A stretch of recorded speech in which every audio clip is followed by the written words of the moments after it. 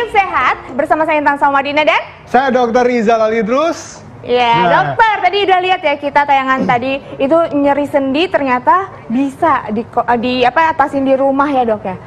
Iya, benar sekali Intan. Karena kenapa? Banyak orang sudah mengalami yang namanya nyeri sendi.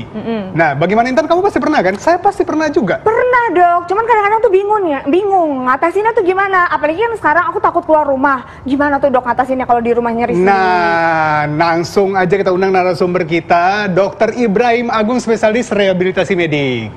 Wah, silakan, Dok. Halo, Dokter. Halo, Dok. Apa kabar? Baik, Dokter, apa kabar? Ya. Alhamdulillah, silakan, baik, Dokter. baik. Tukeran tempat boleh, Dok? Aku mau lebih dekat lagi sama Dokter Ibrahim. Iya, makasih. Aku senang banget kalau Dokter Ibrahim udah datang. Karena dulu ya, Dok, sebelum pandemi pernah tuh aku nyeri-nyeri di sini. Dokter pegang aja tuh kayaknya udah sembuh langsung. Bagus ya, waduh. Nih, aduh, ini langsung sakit ya? Sembuh ya. Dokter, aku penasaran banget nih, Dok. Ini langsung aja ya, Dok. Oke. Ini fakta atau mitos? Katanya mengkonsumsi ikan laut bisa membantu meredakan nyeri sendi. Ini fakta atau mitos? Oke, ini fakta, ya. Jadi kalau untuk menguranginya itu bisa. Karena bagaimanapun juga di ikan-ikan laut kan dia merupakan antioksidan. Dan kalau kita lihat nyeri sendi itu penyebabnya salah satunya adalah ada proses peradangan di dalam sendinya. Oh, ada peradangan. Biasanya di sendi lutut, karena sendi lutut adalah sendi yang menumpu berat badan kita. Sehingga mengkonsumsi zat-zat yang bisa mengurangi peradangan itu sangat bermanfaat untuk menguranginya, bukan untuk menyembuhkan dia. Untuk menguranginya bisa, tapi bukan untuk menyembuhkan. Ya, nah gini Dok, banyak sekali mitos dan fakta di luar dan Betul. banyak orang melakukan ini. Pada saat nyeri sendi itu diurut, gimana Dok? Nah, Ini fakta atau mitos? ini mitos, jangan. Oke, hati-hati ya, hati-hati. Karena kalau lagi radang, bayangkan ya, dengkul kita lagi sakit. Terkadang radang, kita raba, dia hangat dan terasa seperti membengkak. Oke. Intinya seharusnya diistirahatkan. Diisyaratkan. Nah ini kalau saya sebagai contohnya gimana? Oh, boleh, boleh. Supaya Ini langsung mitos dicontohkan, kan, jadi Dok? orang-orang Nggak langsung Nggak tahu. boleh, jangan. Mitos, pemirsa. Mitos. Ini Jadi mitos diurut ya, jangan. ini nggak Kalau lagi boleh. radang Betul. jangan. Oke, langsung Silakan, Dok. dicontohin ya. Oke, jadi yang kita harus tahu bahwa masalahnya yang paling sering adalah sendi lutut. Karena sendi lutut menumpu sebagian besar beban tubuh kita, kurang lebih 50 sampai dengan 60%. Maka untuk mengurangi masalah nyeri sendi pada lutut, prinsipnya adalah kita menguatkan otot-otot yang mensupport lutut. Kalau kita lihat di sini ada dua otot sebenarnya ya. Otot bagian luar kita bilang namanya otot quadriceps dan satu lagi otot hamstring. Oke. Intinya adalah kita menguatkan otot quadricepsnya. Yang paha atas dan paha dalam ya. Betul. Ya. Kalau otot kita kuat, maka beban ke lutut ini bisa berkurang. Oke. Saya akan berikan coba latihan di rumah sederhana yang bisa dilakukan untuk latihan menguatkan ototnya ya. Iya, Kalau seperti ototnya apa, Dok? kuat, Seperti maka apa? nanti nyerinya juga akan berkurang. Oke, duduk yang enak dokter. Kakinya Oke. boleh sedikit diluruskan seperti ini. Ya. Nah, Dokter, hati-hati, Dok. Physical oh distancing. maaf ya. Jadi otot ini fungsinya adalah untuk ekstensi atau meluruskan lututnya. Jadi kalau lagi duduk, boleh Ya. diluruskan sedikit dok. Segini. Oke, diraba pahanya. Ya. Apakah terasa sedang berkontraksi? Iya, betul. Nah, teraba berkontraksi. Ini teraba banget di sini. Berarti terasa. ini latihan yang bisa dilakukan di rumah secara sederhana. Saya tunjukkan, saya punya kontraksi ankle itu weight. kayak tertarik gitu ya. Ini siapa aja boleh ya, Dok? Orang tua juga boleh? Boleh, asalkan sudah tidak terlalu nyeri ya. Ini contoh saya orang tua di sini. Ya. Dok, boleh Kan dipakai dok? betul banget, Dok. Oke, ini boleh dengan beban, boleh tanpa beban. Biasanya di awal sih tidak perlu pakai beban ya. Ini buat di Ini buat di Ya, ankle, supaya apa, Dok? maaf, digantungkan sini, di sini. Oh, kalau nggak punya pakai apa, Dok? Kalau nggak pakai beban pun nggak apa-apa sebenarnya. Cuman karena Dokter Rizal ini kan masih fit sekali, Iya. saya akan berikan beban yang ringan. Ini kurang lebih 1 kilo. Bagaimana 1 kalau kilo saja. botol-botol minum? gitu? Botol asal Ya. bisa diikat boleh dok. Oke. Satu lagi Tapi maaf, Dok. diisi kan, Dokter? Iya. Apa botolnya gitu ya? Iya, betul. Sekuatnya ya, Dok? Sekuatnya aja, Oke. nggak usah dipaksakan ya.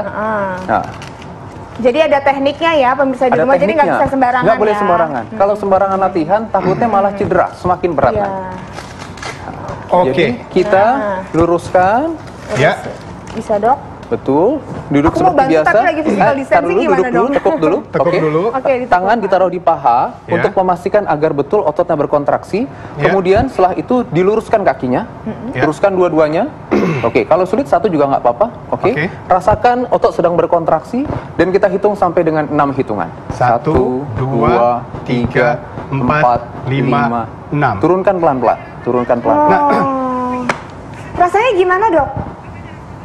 Nah, sesaat lagi pasti akan saya tahu apa yang saya rasakan. Oke. Dokter nih senang menggantung ya. Iya, Jangan kita harus kemana-mana gantung dulu. pemirsa.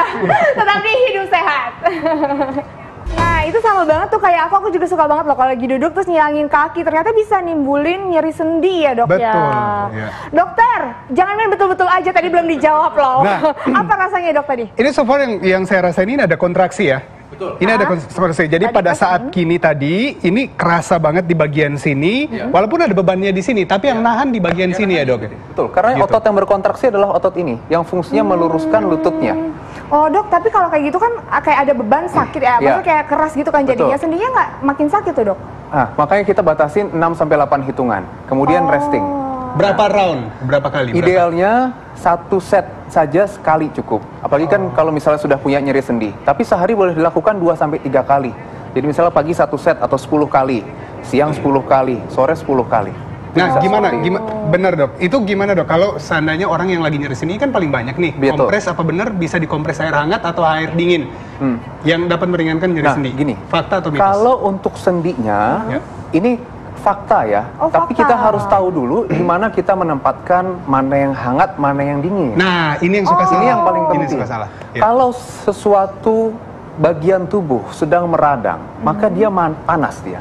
Maka kita harus berikan kompres dingin untuk Kompres menurunkan dingin. panasnya. Contohnya, lutut sedang meradang, kita raba dia hangat, kemudian kita tekan dia sakit sekali, digerakkan juga sakit. Iya. Berarti sedang panas, sedang Panas. hangat. Maka berikan kompres ice, dingin. Oh. Oke, jadi kalau sedang hangat Lagi kita raba, hangat, ice. kita berikan ice. Namun ototnya, biasanya ototnya ini kaku. Baik otot yang di depan maupun di belakang, di hamstringnya. Nah, otot yang kaku itu kan dia berarti menjepit aliran darah. Membuat kondisi otot itu menjadi dingin. Ya. Kita kan mau tingkatin aliran darahnya. Maka kita beri kompres hangat. Nah ini mungkin yang Ototnya itu yang hangat, sendinya yang dingin. ini Jangan mungkin kebalik. istilahnya panas dingin ya ini. Oh iya, istirahat panas dingin. Jadi harus bisa nempatin ya di mana Betul. harus panas, di mana harus dingin. Betul. Gitu. Nah dok, abis itu gerakannya apa lagi dok? Nah, tadi kan sudah latihan penguatan. Satu lagi yang penting adalah latihan peregangan atau stretching. Peregangan. Saya yakin stretching sebenarnya sudah tahu, tapi yang paling sering menjadi masalah adalah ini, otot di belakang atau Di otot belakang ya, hamstring. bagian Betul. belakang. Maka saya akan tunjukkan latihan peregangan atau stretching pada hamstring. Ya. Sebenarnya relatif mudah. Dokter Rizal boleh lurusin kakinya. Ini Dibuka dibuka? dulu, ya Dibuka betul. dulu, Dibuka ya. dulu. Oh, Satu untuk sisi saja. stretching tidak menggunakan beban ya dok? Jangan. Kalau beban untuk penguatan. Penguatan. Oke. Tapi kalau stretching kita melakukan tarikan. Kamu kayaknya seneng banget ngeliat saya menderita di sini. Saya senang dok ngeliat dokter di... Oke, luruskan betul. Oke, kita Siksa coba seperti ini. raih tangan kita. Iya. Oke, rasakan tarikan mulai dari betis. Di sini nih. Betul. Ini kerasa banget di bagian sini ya. Betis, Di bagian tapi bawah sebenarnya target kita harusnya di hamstring, di di sini. hamstring. Oke, terus tarik semakin bisa, semakin Ya. lurus. Coba rasakan tarikan.